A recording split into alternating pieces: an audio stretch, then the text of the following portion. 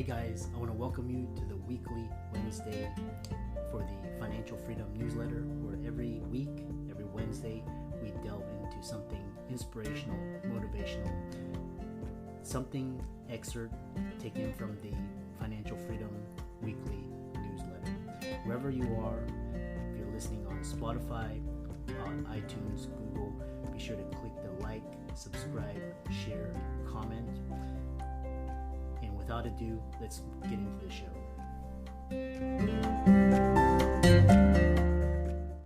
Hey guys, welcome to this week's podcast episode for the Financial Freedom Podcast. I'm your host, Dr. Christopher Liu. And as you know, I'm always curious, interested about people doing things on the cutting edge, new industries, new fields, and bringing those insights and sharing them with you guys on the podcast. So today I have Kevin Jefferson. He's based out of Texas, and we're going to talk about currency. So whether, understanding central banking, fiat currency, inflation, a little bit about which currency pairs, where currencies go eventually, gold, and also a little bit about Forex. Kevin, welcome. Thank you. Glad to be here, Dr. Liu. Thanks for having me. Yeah, I know you have a significant experience in the military, and you actually show business owners, using Forex to create possible passive recurring cash flow. Sometimes you can trade it. So tell people your story, how you got started, and we'll get into it. Yeah, well, thank you. Thanks for allowing me to. So yeah, I'm Kevin Jefferson from Dallas, Texas. Been in finance over 21 years. I think this year will be actually 22 years in the industry as a whole. Actually graduated from college, nicest military academy at West Point. I was an Army officer, played around in the dirt, got deployed, played in the sandbox, and made it back safely. And so I, shortly after I got out of the military, I was actually working for Georgia Pacific, but my heart was really in finance. And so first chance I got, I was, able to apply to become a financial advisor with Merrill Lynch. And actually, I was going through the process 2 months after September 11, 2001. So, I mean, really a crazy time to be wanting to be a financial advisor. But I always tell people that was probably, for me, when you're clear about what it is that you want, there's never, ever a bad time to go for it. Right. And so I kind of found myself in that situation, and I was really grateful. And but as a result of that, it really kind of changed the way that I saw providing financial advice, And so I was working with Merrill Lynch, and they had these big production goals that they didn't release us from those goals just because of what we were going through. And so I found an affinity for business owners and entrepreneurs because I would call them and you're cold calling, you're dialing for dollars, and I'm calling airline pilots, I'm calling all kinds of people. And so, but business owners, one of the things that Merrill had that was really neat was their business financial services sector. Their vertical was really good, and so I would just call business owners and ask them, how much, would it be worth it for you to take a look at me, maybe getting you a better rate on your line of credit, because business owners understand cash flow. The less you pay for money, the more money you make, just straight to the bottom line, right? And so I just really got creative about how to try to add value to what the people were doing. And then eventually you get into the investment stuff. And so I went independent, started my own firm in 2005. And a few years after that, I found currency trading just kind of on a whim. So CNBC had this program. I don't know if they still do it now, but it was called the Portfolio Challenge. And so every year they give you like $1 million of notional money, and you get to invest it. And so in 2008, they had added Forex to that as an asset class. And so, I didn't know anything about the currency markets. Even as a financial advisor, I didn't know about currency trading because you had to be ultra high net worth, Citigroup and all that kind of stuff. You had to be super rich to be able to even get into that, to that vein. And so but I do remember back in 2008, the euro was twice as valuable as the dollar, right? So I was like, 2-to-1, so I'm buying euro. And I didn't know anything about scale, leverage or anything like that. And so I took a portion of the portfolio. Maybe let's say we bought a couple $100,000 worth. And next thing I know, a week later, it had grown to over 700,000-800,000. So I was like, okay, wow, this is pretty interesting. And it kind of got me intrigued about it, not knowing anything about how dangerous it was or whatever, but it definitely caught my attention, right? And so they did their job. And so I started exploring. I went down that rabbit hole. And one thing as an advisor that I always wanted to do, and one of the things I always felt was important, and one of the things I maybe would have gotten more enrichment from as an advisor if this was more common, was really the ability to have a true skill set or a trade. I mean, business financial advisors, you get philosophies, you get information, and get the ability to coax and, you talk to people, which is kind of your superpower, right? The ability to sell products and ideas. But I didn't feel like financial advisors really actually had a technical skill. And I remember back in 2003, 2004, when I was with one of my clients. He was a retired tailor, and he had owned a tailoring company. And so he had sold it to one of his apprentices. And he was telling me when we were actually writing up, he bought bonds. And so we were writing up the paperwork for a bond or whatever. And he said, I don't ever remember anybody who has a trade that wants to work that can never work. And so I always remembered that, even as a financial advisor. And so when I stumbled upon Forex, I really treated it like that. Like that would be my trade. That would be the thing that I would explore. I looked at stock trading, but I really was intrigued by Forex because of all the stuff that came along with it. The leverage and the ability to make a lot more with a little bit of money. Trading currency. So kind of stumbled my way into it, and now I've been trading for actually this year is 15 years. May of this year was 15 years trading, and I've left my practice. Everything was able to replace that, with currency trading, and so now I have more time freedom and and more resources to do more stuff. So it's been good to me, and I'm grateful that I learned that skill set. But I learned a lot about myself in that journey, and I learned a lot about how it's every market is really the same. It's just the asset that you're trading, and once you understand that, it's a lot of opportunities there. So just a little bit about me. Yeah. Father of two sons, beautiful wife, Jennifer, and two boys, Christian and Asher, in Montessori here in Dallas, and just great kids, love them to life. We just recently, my company hosted we were sponsored a golf tournament last weekend, and so they always come out and support us through business. And I teach them business at an early age of 9 and 10, so that they can understand that if you want it, you got to go get it. And so eventually it can be passive, but you got to go work for it a little bit too. So here we are. Yeah. I love that. I really love this idea of developing a skill set and really understanding money, because once you understand money, you can apply it to anything. So, Absolutely. and that's something we don't learn in schools. One thing is talking about, because, most people, they turn on Bloomberg or CNBC or whatever, and they see equities, but they don't really understand there's actually bigger markets. There's the currency market, which is bigger than the bond market. Bond market is bigger than the stock market. Tell people, where currencies lie. Why is it an interesting asset class? In all of the advantages of looking into currencies. Sure. Thanks for that question. So yeah, you're absolutely right. So currency trading is a more than $6 trillion a day, market. So it dwarfs the other markets. It dwarfs the equities market. But it's really about the narrative that gets put forth, right? And so there's entertainment and value in things that people can touch on a daily basis. And so even though people touch money on a daily basis, they don't see it as having any other value than the intrinsic value of being able to spend it or to get it, right? And so people really have kind of created a mindset around what money is to them or what currency is to them. And so we'll get back to that, and I'll put a pin into why I love Forex and all that stuff in a second. But so when you look at equities and stock markets, so people are experiencing different things. And so right now I'm at the Westin Hotel. So people, when you go travel and you see the Westin and you see a ticker symbol for hotels, you relate it to something. When you see Colgate Palmolive or Coca-Cola, you actually drink Coke and you experience that. And so it creates kind of a little bit of a nostalgia and a sense of familiarity that leads people to believe that they can go and participate in those markets easier and maybe more successfully than they will or maybe should. And so I think because of the ubiquitous nature of all of the things that create the equity markets as we know it, Amazon and FedEx and all those companies, it really becomes this thing that where you can kind of get that casino feeling because you have a familiarity with it, right? And so and it draws a lot of people in, and I know plenty of people who make a lot of money on it. Caveat that the options market, in my opinion, is actually probably more lucrative with the fraction of the capital, right? And so you can take derivatives of the same things and actually own them, not to get into a class on options, but that you can take that and you can actually make more money, not even having to be involved directly in the stock market, as it were. And so I think it's just a familiarity thing. I'm a personal Bloomberg fan. I'm not as much on the entertainment stuff, so I like Bloomberg more than CNBC personally. But I think it's just a familiarity piece. And so people they can relate to it. And it's understandable and fair, right? I mean, we all want to always participate in something that we feel that we understand. And so, that's why Mickey Mouse is still a beautiful big rat that, this big mouse that people want to run up and hug, because the narrative has been created that Mickey Mouse is cool as long as he's 6 feet tall. He's not cool when he's like 2 inches short, so it really is all about perspective. And so the thing I like about the currency market, specifically Forex, and so let me explain a little bit about what it is, right? And so, because I think people don't even understand what Forex means, which stands for the foreign currency exchange.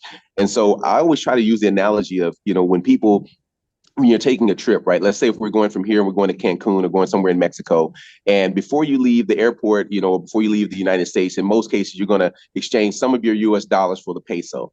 And you'll even see it in the airports where it says foreign currency exchange. And so what you're doing is you're actually trading your dollars for pesos now, because the law of supply and demand says that the peso will be more valuable in Mexico than it is in the United States. And so you've made part of a currency trade already when you go on vacation and travel abroad. And so then obviously when you come back home, which is called in trading, it's called a round turn. So basically when you've taken a round trip on your journey, once you come back, you normally exchange your pesos back for dollars. And so whatever the prevailing rate is on that day is what you get, in dollars back from the pesos. And it could be more or less. Generally, it would be about the same because currencies don't fluctuate that much.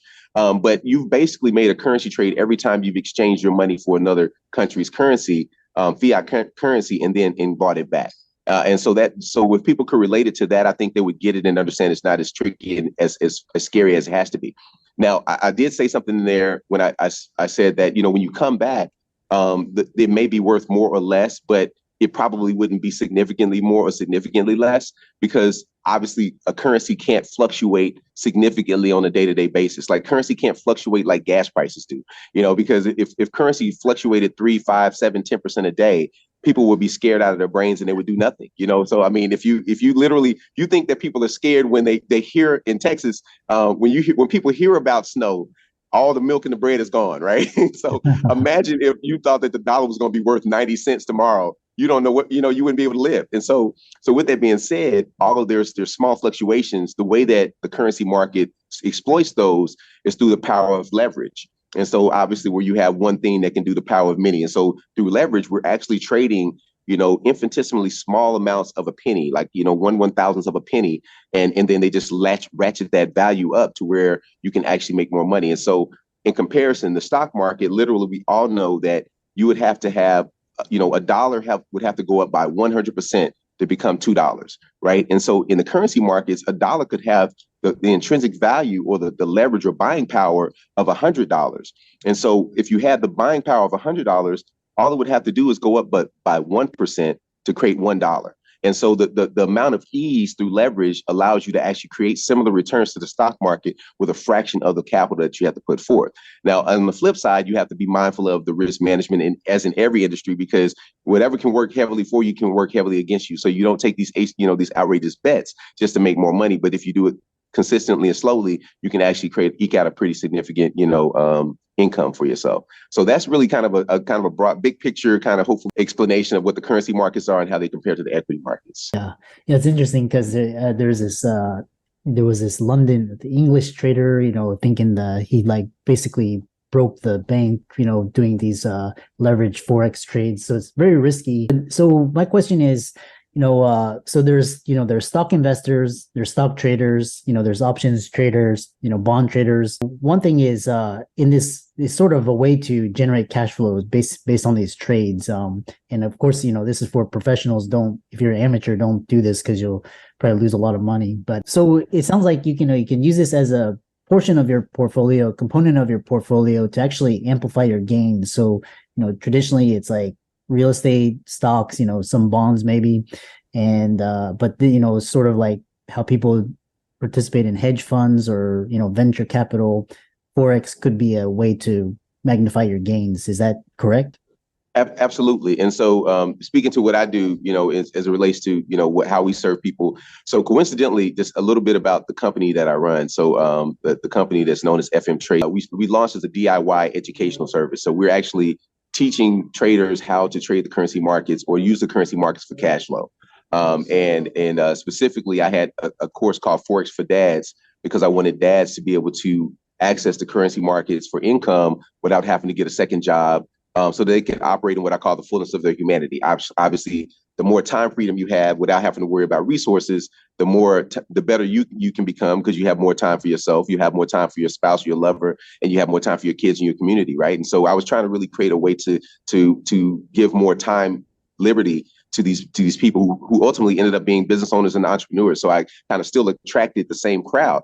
And so I also used to have, right before COVID, we only did one since COVID kind of let up, but we had this thing called Train the Trader Live. And so we would have a 2-day boot camp here in Dallas, and people would fly in or come in, and they would literally sit down for 2 days, and we would give like an intensive training. And by the time the boot camp was over, they would be able to literally take their first trades and be successful.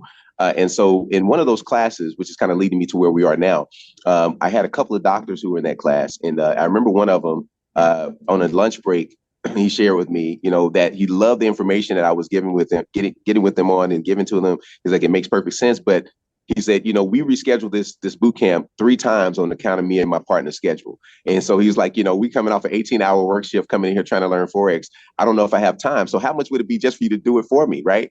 And so we launched the DFY platform a couple of years ago.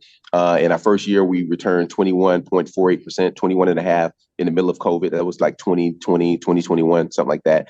And then we've only gone up from there. And so we leveraged it to just use the DFY model to where now they have access to our course, so they can learn how to trade anytime they want to, but we just took away from them the need to have to do it on their own, and now we do it for them.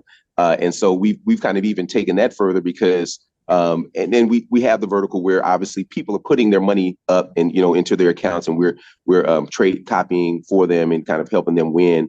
But then now we've launched a solution to where our clients don't even have to put their own money up, because we help them work with prop trading firms and use the prop trading firm money now to create cash flow. And so now our members are leveraging hundreds of thousands of dollars of other people's capital that they're ready to partner with them on. And now we're actually creating asymmetrically high cash flow on a relatively small amount of money or outlay. So really getting creative about how to get passive recurring cash flow through as many leverage systems as possible. So they're leveraging my expertise as a trader, and they're leveraging the prop firm's money, and they're making it basically an asymmetrical bet. So our membership fee that they pay to become a member for a year, that's their skin in the game, and then they're taking an asymmetrical bet that money will 2, 3, or 4x in 15 months or so. And so it's just a really neat way to show people how you can do this and be creative. And my biggest thing was doing it without adding employees, overhead, or more of what I call the BS associated with being in business, right? Because there are a lot of business owners out there who have businesses that they maybe love what they do, and they might love the money that they make, but they really hate most of what else that comes along with it. And so my goal was to really get these business owners and entrepreneurs in position to actually build real passive cash flow that rivals all or a portion of their business, so that they could actually get that without having to go create more problems for themselves. So as creative as you want to be, I think Forex and opportunities like this stuff allow you to be that. Interesting. So, you brought up a lot of interesting things. You especially when you're talking about utility of currency, where you're exchanging it, but you can also, and you talked about volatility. It reminds me of the ruble when Russia invaded Ukraine. Just these massive price spikes. And how can people contact you, follow you, reach out to you, follow you on social media, etc.? Sure. Thank you. So our website is FM Trades, FM like the radio station, trades with an S.com. And you can go there and go to all our social media links. But on Instagram, my handle is at Help Made Millionaire. Like I'm helping you out. Help Made Millionaire on Instagram. And then on LinkedIn, I'm just Kevin Jefferson. And in Facebook, everywhere else, I'm just myself. So but go to fmtrades.com and you can learn more about what we do. Our YouTube channel connects from there. And, I put a lot of videos out, just giving my assessment on the market in general, not just the currency market, but really I told people at the beginning of the year that I expected the indices to go up.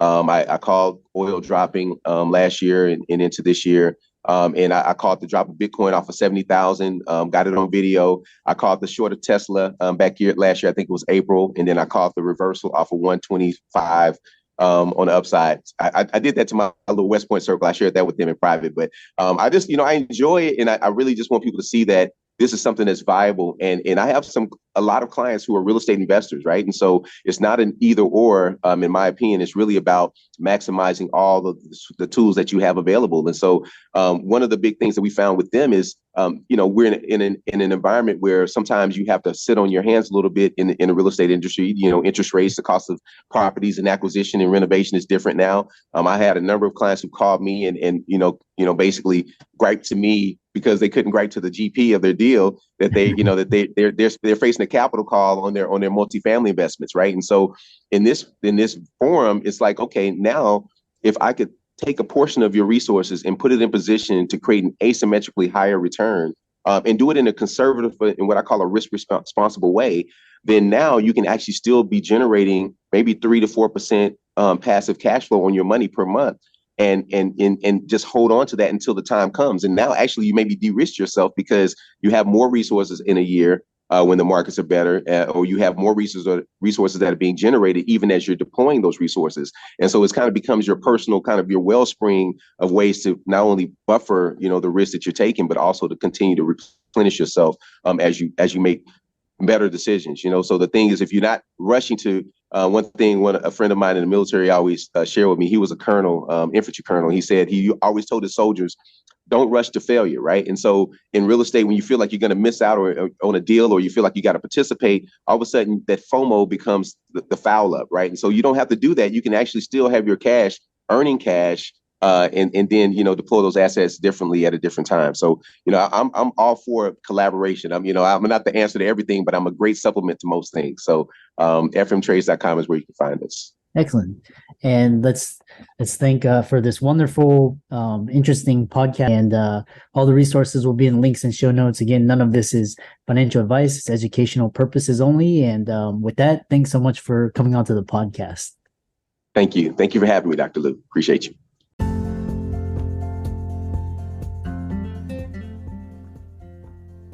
I hope you really enjoyed that wonderful, inspirational, motivational piece.